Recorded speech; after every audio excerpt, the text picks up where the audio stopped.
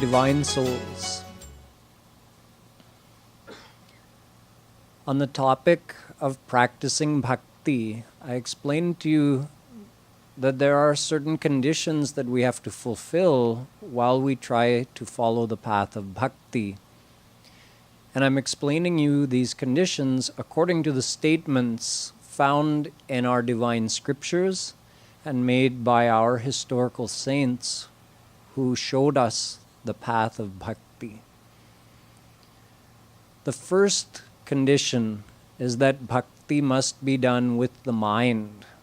There are two types of bhakti: Bahiranga bhakti and Antaranga bhakti. The bhakti you do externally, meaning using your body or your senses to perform devotion. Like singing, you use your voice. Listening, you use your ears. To do puja, you use your hands. These are all external forms of devotion. But internal devotion can only be done with the mind. And that is the most important form of devotion, because the whole goal of bhakti is to purify the mind. And the only way the mind will become purified is if we join it with God. Thus, bhakti must be done with the mind. The external devotion can be used as a helper, but we must always remember that the essential form of devotion is remembering God internally. The next condition that we examined is this idea of being selfless.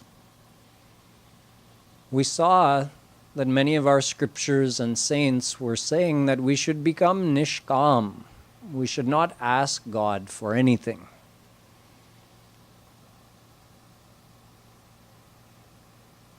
Do we know what to ask God for? People generally equate bhakti with asking something from God. But even if God fulfilled our every wish, would we know the right thing to ask Him for? Remember the story of Dhruv, which I related to you yesterday, at the end of which Dhruv repented for having asked for a worldly thing. So we are like that child who is made to choose between a diamond and a chocolate bar and decides on the chocolate bar because he knows what a chocolate bar tastes like. He's tasted it before. He likes it. He doesn't understand the value of a diamond. Even if you tell him that with this diamond you could buy 1,000,000 chocolate bars, the chocolate bar is right there in front of him. He's more attracted to the chocolate bar than to the diamond. We are like that. We don't know what we could get from God, that God has divine anand. And when we ask Him for the worldly happiness or worldly help, we're only asking Him what we know. Like the blacksmith who on the day that the king announced that he's going to give anything to anyone who comes to him, if it's within his power, today for the whole entire day he announced to his kingdom, anyone who comes to me and makes a request, I will fulfill that request as long as it is within my power. So people came from all over the kingdom. But two of the people who came to the king were of particular note. One was a blacksmith who came and asked for 2 50-pound bags of coal. The blacksmith requires coal in order to keep his fire burning hot so that he can heat the metal and then pound it into the shape that he needs. So he goes through a lot of coal. He thought it's a good opportunity for me to get lots of coal from the king, and that way I'll be set for the foreseeable future. So he went and he asked the king for coal because that's all he could think of. That's all he knew. Another individual, another man came to the king and he said, "King, my request is this. I want you to make me your son. The king said, I guess I can do that. I wasn't expecting that request, but it is within my power, so I have to grant you that request. But can I ask you, why are you requesting to become my son? You could have anything. I could give you anything, any amount of wealth, any amount of power, and you're asking to become my son? The man said, yes, because I know once I become your son, everything you have becomes mine automatically. So I don't have to ask for anything else. Do we have that much intelligence to ask God for the best thing, for the right thing? Or are we more like Hiranyakashipu, who thought he was intelligent? When he got the boon, he said, I should not die in the day or in the night, inside or outside, in the air or on the ground, by any beast of Brahma's creation, nor by the hand of any human, nor by any weapon. He applied the full strength of his intellect, thinking that now with all of these details I have gotten in my boon, surely I will become immortal because I will never be able to die. But Bhagwan was smarter. He said, I will both honor the stipulations of Brahma's boon and I will kill you. He came as Narsingh, half man, half lion. So he's not a man, he's not a human, nor is he any beast in Brahma's creation. Nor did he use any weapon, he used his claws. And he kept Hiranyakashipu on his knees, meaning he held him in his own lap, so he was neither in the air nor on the ground. He took him in the threshold of the doorway, so that he was neither inside nor outside, and he killed him after the sun had set, but before it was dark. It was twilight, so it was neither night nor was it day. So he honored all of the stipulations of the boon given to Hiranyakashipu by Brahma, yet he still found a way to kill him. So we do not have intelligence to match God. We know He is Sarvagya. He is all-knowing. So why not leave it up to Him? Just say, God, I am yours. In other words, we could choose to just submit ourselves to God and leave the rest up to Him. Say, God, I am your son. I am your daughter. I'm in your hands. Whatever you want to give me or not give me, that's up to you. At least we should have that much trust in God. So we surrender ourselves and leave the rest up to Him.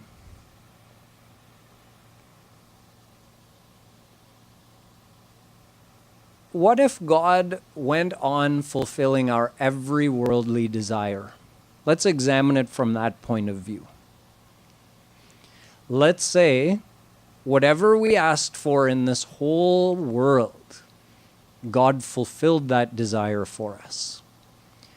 What would be our outcome? Personally, what would that do for us? I gave you a couple of examples in my previous speeches on the nature of worldly happiness, where people were able to enjoy this world to an unbelievable extent and yet still found themselves dissatisfied.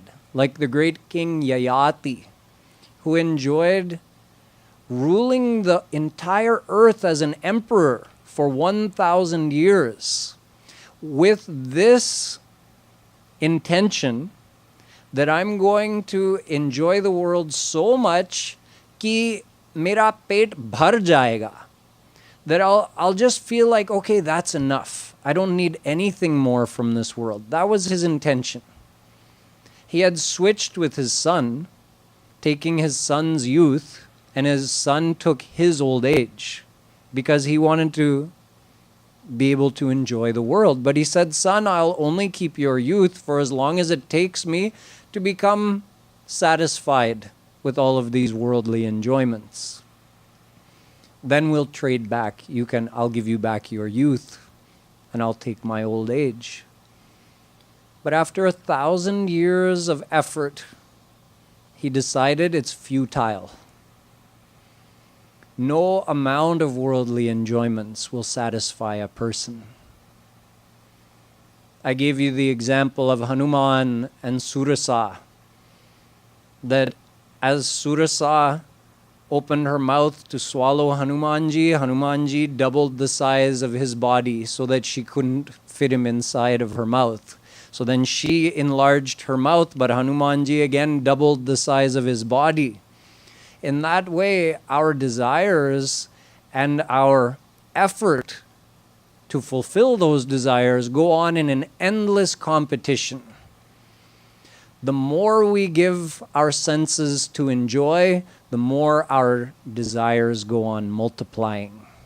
Which is why we say worldly desires are even greater than God. Because God can be attained, but never in the history of humankind has it happened that a person fully satisfied all of their worldly desires and just felt at peace. And all of their restlessness and dissatisfaction was gone forever. Never has it happened. The more you get, the more your desires multiply. So if God were to go on fulfilling our worldly desires, what would be our state? The exact same as it is now.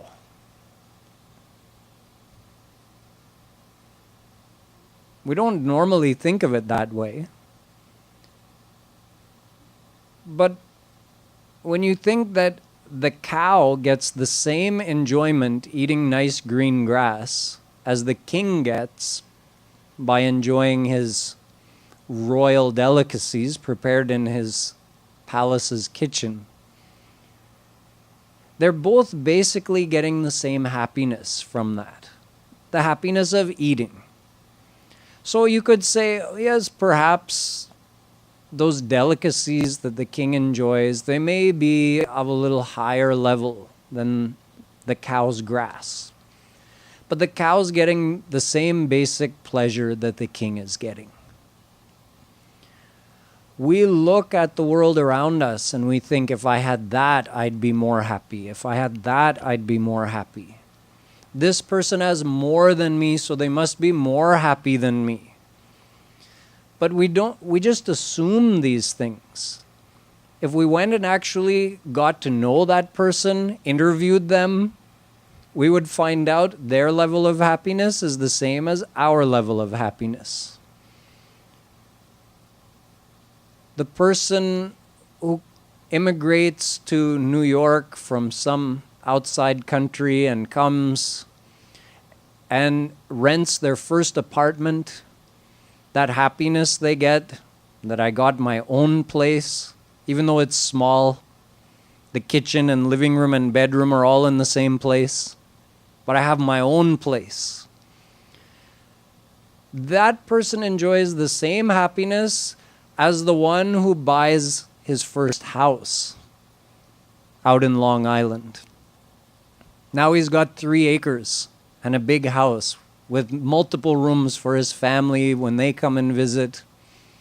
Before, when his parents came to visit, they all had to sleep in the same room, put mattresses on the floor.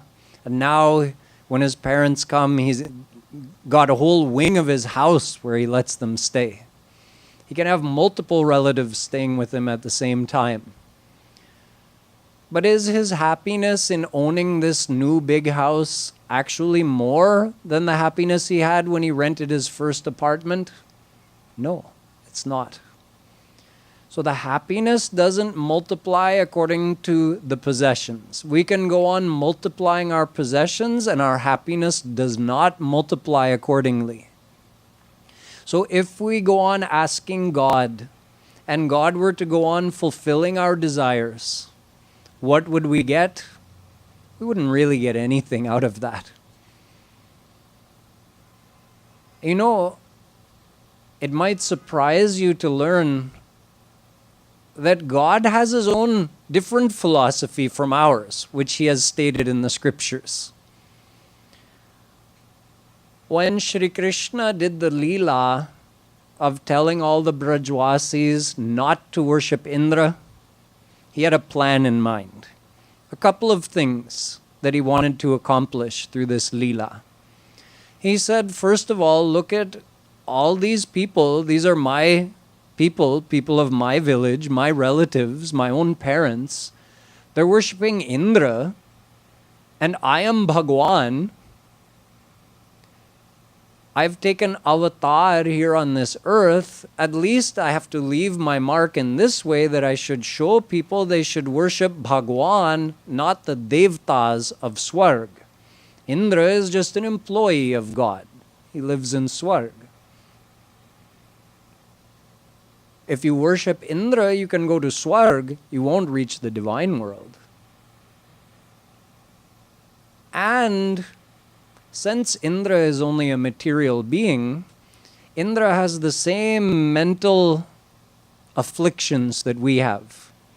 Desire, jealousy, ambition, envy. So he wanted to teach Indra some humbleness. Indra was feeling, I am so great.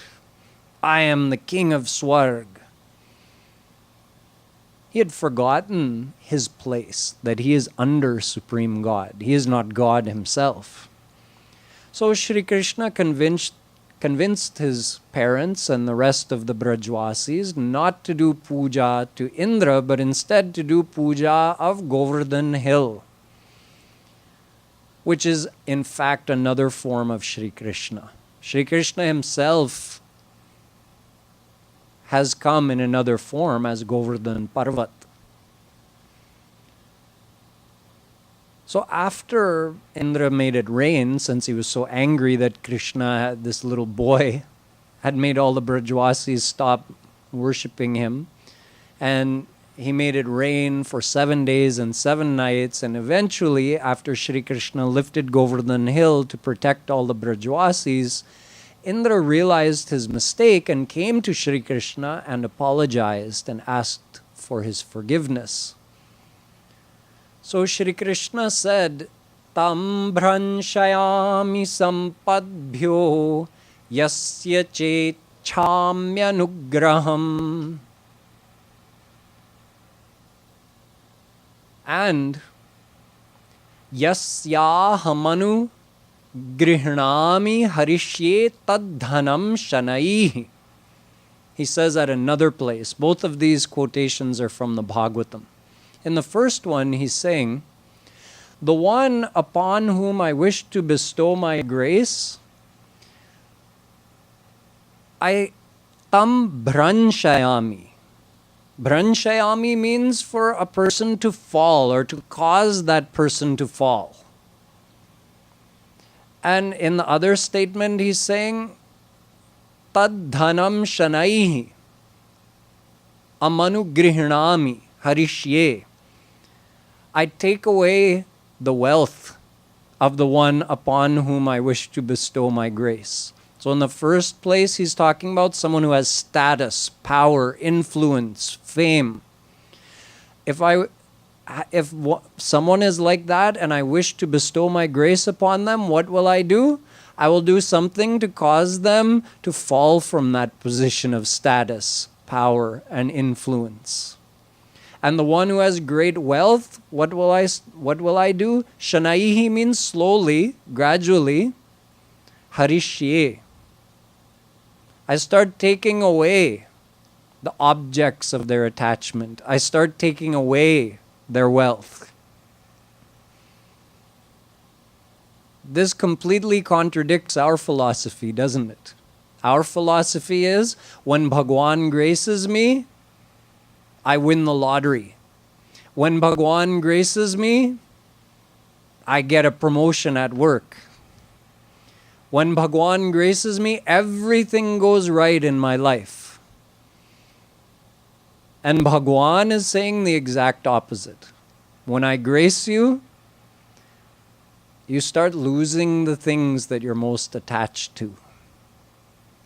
Why would Bhagwan have such a philosophy completely opposite to our philosophy?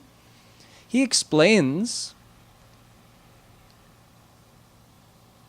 Tulsidas ji in fact tells us, Nahi ko as janma jag mahi prabhuta pai jahi mad nahi.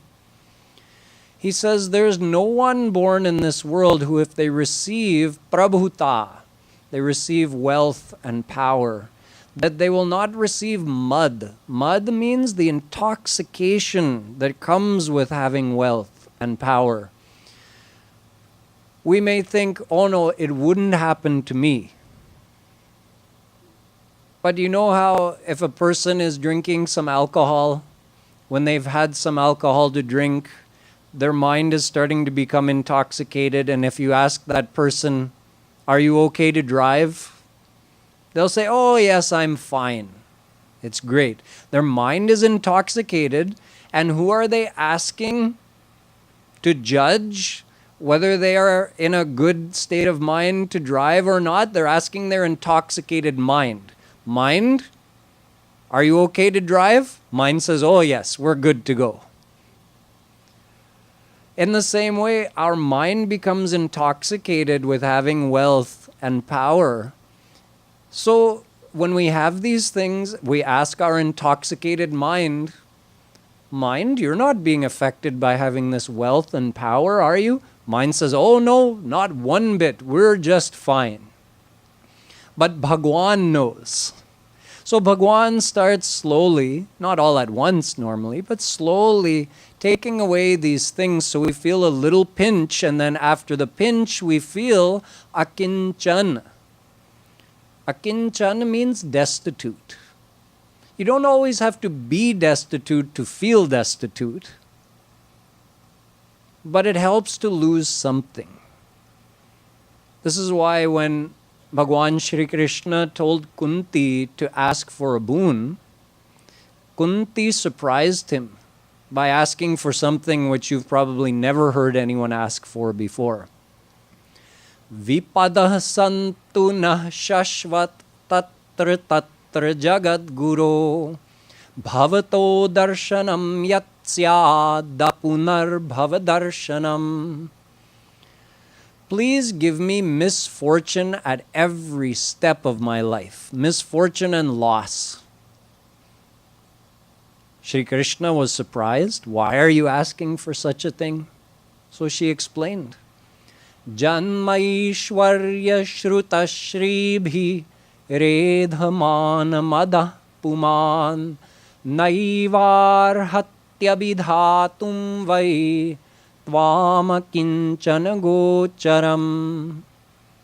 She says, it is seen in the world, and I know from my own experience, that if someone has a high and noble birth, they're born in a respected family, they have some pride of their status. If they have power, if they have influence, then they have pride of that. If they have wealth, or beauty, or strength, or intelligence, whatever high quality they have in their character, they get a pride of that. Oh, I am the most intelligent. I'm wealthy. I'm beautiful. She says, whatever we have that's great, that thing gives us pride, and that pride becomes an obstacle in us surrendering to you, because tvam akinchana gocharam. You are attainable by those who are akinchan. Akinchan means from inside we feel destitute. Like, Krishna, you alone are mine. No one else is mine. I have nothing without you. That is the feeling of being akinchan. Can a person who has $1 million in the bank feel that? It's possible, but very rare. There's a saying, Ihai vai kasya namutra amutrai kasya no iha cha mutra chai kasya namutrai kasya no iha There are four kinds of people in the world. There are those who have and do not have. There are those who do not have and have. There are those who have, and there are those who do not have and do not have. The first two are normal, and the second two are very rare. What is the meaning of this? Those who have and do not have, first of all, what do they have? They have sansar. They have aishwarya, dhan, shri, beauty, wealth, power, all of these things that give us this pride. They have that, and they don't have a feeling of surrender for God. This is very normal. We see it in the world. Conversely, if someone doesn't have, then they have. What does that mean? They don't have anything in this world. They've lost many things. They feel themselves to be destitute. And they have devotion to God. This is also normal. We see it happen.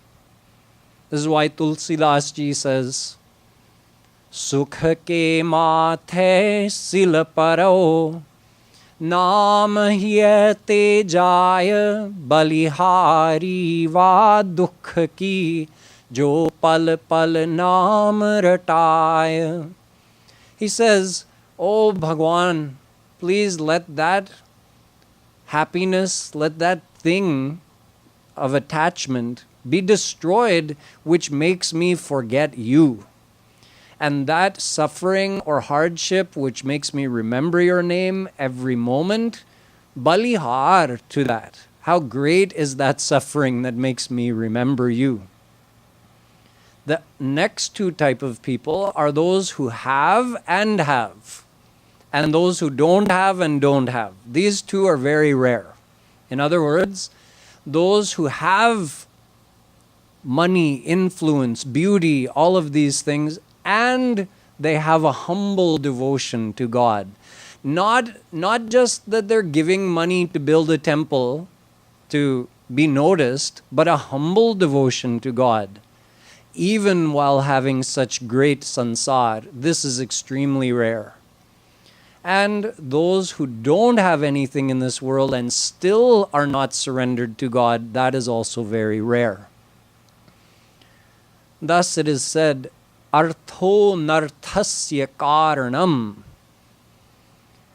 The main cause of the downfall of a person's character is arth, wealth. Because if it is not used for one's spiritual progress or for charity, then what will we use wealth for? Will you simply use that wealth to enjoy the world? That and nothing more. Or even worse, we may use our money to do wrong things, to try to gain more wealth and more influence. So wealth can be a very dangerous thing. Power can be a very dangerous thing. That's why Veda Vyasji says, Yavad bhriyet jatharam tavat svatvam hi dehinam adhikam yo bhimanyet saste no dandamarhati. Bhagavatam. How much wealth should one hang on to for their own, to have as like disposable income? He says, just enough to keep your belly full. Any more is dangerous. Jathare, he says, just enough for your belly. That's it. If you have more, give it away. There are so many good causes in this world, so many people who don't even have enough money to fill their belly. Help those people, because if you hold on to that wealth, then it's dangerous for you. Number one, Sasteno dandamarhati. Bhagwan Vedavyas says you'll be treated as a thief according to the law of karma because you accumulated more of God's earthly things for your own self and hoarded it for your own enjoyments, while there were others living on this same earth, your own brothers and sisters, who didn't have enough. And the other danger being, with that wealth at our disposal, we'll only use it to multiply our worldly desires, which will take us farther and farther from God. So Shri Krishna tries to help us. We may not like it. We may be like that little kid holding on to a toy. He thinks it's a toy because it's shiny, but it's actually a knife which could cut him. He picked it up on the floor. And his mother sees, oh no, he's picked up a sharp knife. So she wrenches it out of the baby's hand, and the baby cries and is angry with his mother. But his mother knows what's good for him. In the same way, we should believe that God knows what's good for us. So will He give us all the things that we're asking for? If He knows what's in our best interest? No, He's going to try to steer us in the right direction, even if we resist. See, one time there was a wealthy Sethji, a very wealthy businessman. He used to like to go to Vrindavan and bathe in Yamuna River. But he would choose a ghat which was a little out of town. Because sometimes on the popular ghats, there are people, we call them pandas. They wait and they ask for or even demand a donation. That, okay, you've come to Vrindavan, now you should give me a donation. And then go and take your bath in Yamuna or take your bath in Ganga. So he wanted to get the punya of bathing in Yamuna River, but he didn't want to give any donation, even though he was extremely wealthy. So he went well outside of the town to a deserted ghat. Now Shri Krishna decided it was time to help this Sethji loosen his grip a little bit on his wealth. So he appeared as a panda over there on that remote ghat where this Sethji was going to take his bath. And Sethji came and he thought he was going to be in the clear, and all of a sudden there's this panda waiting for him. So Shri Krishna, in the form of the panda, says, "Oh, Sethji, you should give some donation. Now you're going in Yamuna River. You'll get more punya for that. So you should at least give, 1 lakh. Sethji says, 1 lakh? Are you out of your mind? Okay, then at least give 1,000 rupees. Sethji was not even willing to give that much. Shri Krishna said 100 rupees. Sethji kept bargaining with him till they came down to 1 paisa. Not even 1 rupee, a fraction of a rupee.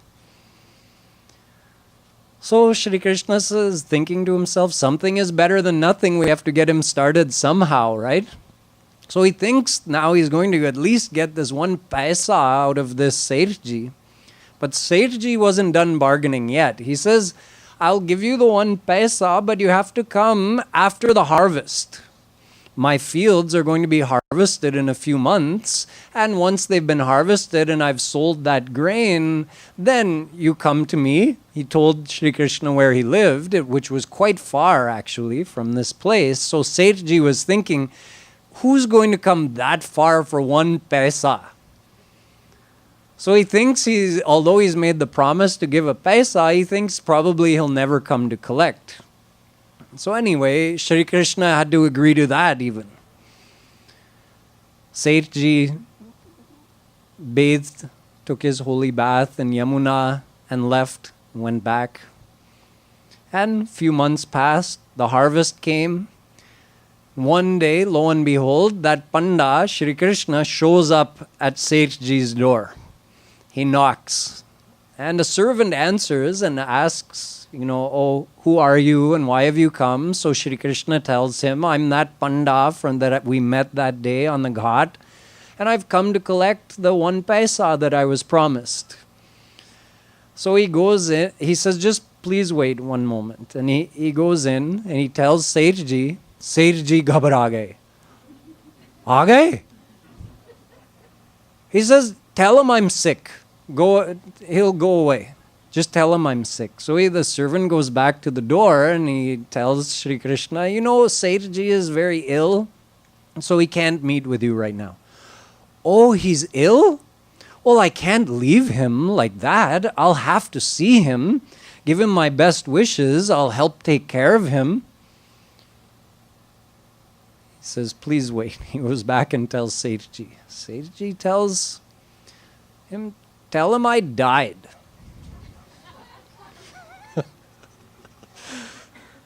So the servant goes back and he opens the door again and he says, I regret to inform you, it's a very sad day. Seth Ji has passed away. Shri Krishna says, in that case, I'll have to stay to perform his last rites. The servant asks him to wait again. He goes back in. Seth Ji says, okay, what can we do? Maybe he'll lose interest somewhere along the line. So Shri Krishna comes in. They're going on with this whole act. Seth Ji is going on with this whole act. Now he's pretending to be dead. The next day they're carrying his body to the Shmashan Ghat. They're going to cremate him. So even then, Seth Ji is not willing to give his 1 paisa. He's taking it this far. They get to the Shmashan Ghat. They put him on top of the funeral pyre. They're about to light the funeral pyre. And finally, Shri Krishna says, forget the paisa. Seth Ji baith gaye. So we're like that. We're so stubbornly attached to our worldly things, and Shri Krishna is trying to find a way to, how can I get these people to release their grip on these worldly attachments? He's trying to help us.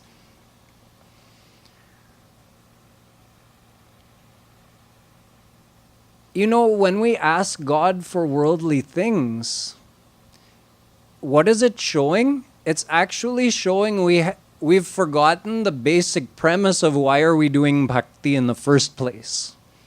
Come all the way back to the beginning of this series of speeches, when I explained the ultimate aim of life. The ultimate aim of life is to attain happiness. Anand. Where is that Anand?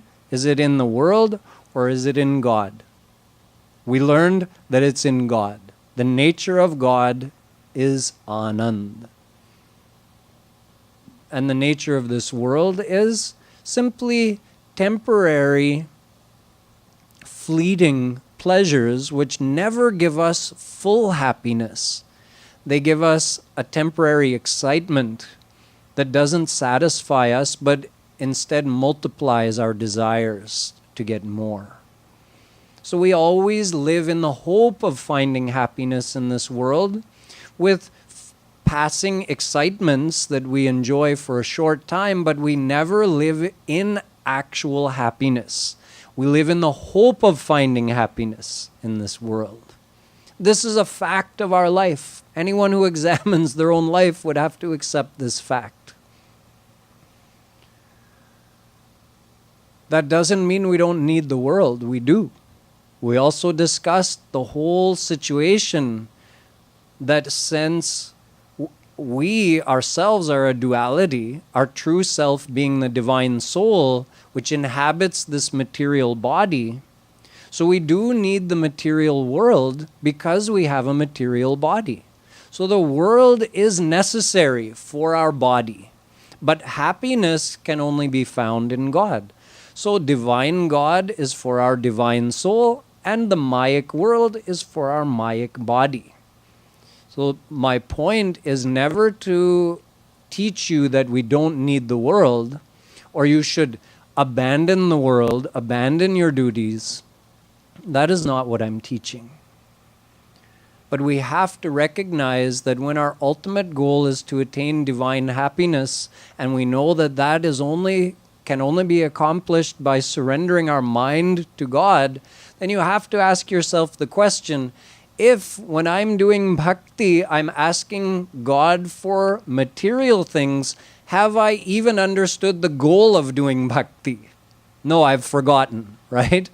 The goal is to join my mind with God so that mind will be purified. When it's fully purified, I'll receive God's grace. Then I'll receive divine happiness from God.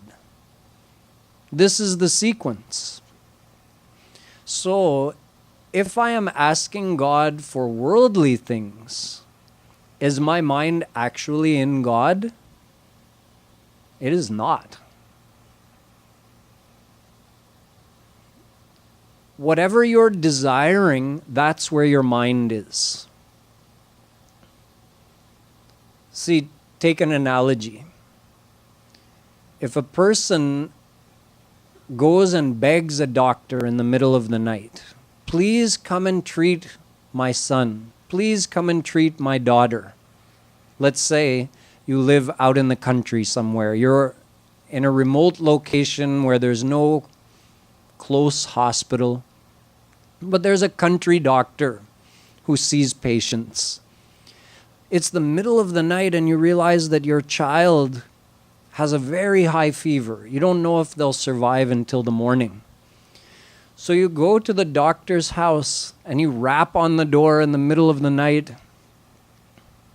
After some time, the doctor finally comes and answers. And he's wondering, what do you want? Why are you disturbing me in the middle of the night? You may fall at the doctor's feet and beg the doctor, please come and look at my child. They may die at any time. Please quickly come. You may even cry tears and clutch the doctor's feet. It looks like you have great bhakti for that doctor, doesn't it? You're in front of the doctor. You're bowing down before him. You're clutching his feet. You're crying tears for him. But is your bhakti for the doctor? Is your mind attached to the doctor? No, your mind is attached to your child. You're beseeching the doctor, but your mind is in your child. So wherever your mind is, that's where your attachment is, and that's where your bhakti is. So you have bhakti for your child, you don't have bhakti for the doctor. Now, take this, our situation. When we ask God for worldly things, are we doing bhakti of Bhagwan or are we doing bhakti of this world? We're doing bhakti of the world, not of Bhagwan. We want to use God to get what we want from this world. So our attachment is in the world, our attachment is not in God. Then how will our mind become purified? It means condition number 1 has not even been fulfilled, that our mind should be attached to God. Our mind is still in the world. So we're like those people. There's a story that there were 4 or 5 men one night in Mathura. They got in a boat in the middle of the night deciding that let's paddle this boat down the river, down Yamuna River. Let's go to Prayag. From Mathura, Vrindavan, Yamuna River keeps flowing downstream all the way to Prayag, the confluence of Ganga and Yamuna and Saraswati. So they decided, yes, it's a good idea. Let's get in this boat and we'll just paddle all night, and by morning we should reach Prayag.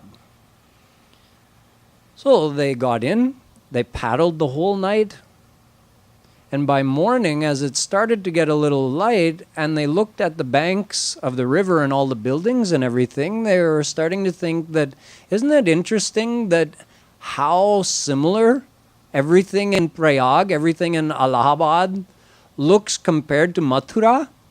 They look so alike. These buildings match up. Another one saying, yes. In fact, that very building looks like the exact same one on the ghat where we left off from. Yes, it does. You're right.